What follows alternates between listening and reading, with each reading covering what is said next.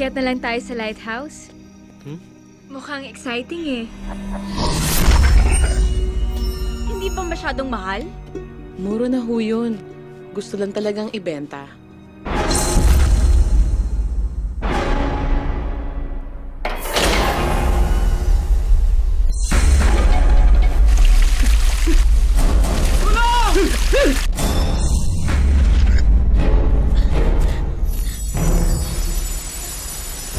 May nakita po ko.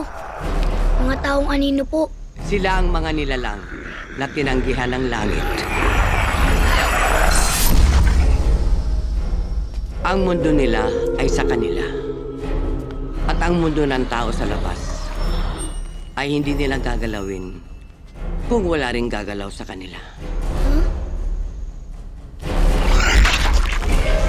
Hindi ka rin nila patatahimikin! Delikado tayong lahat. Nay! Nagpapaw!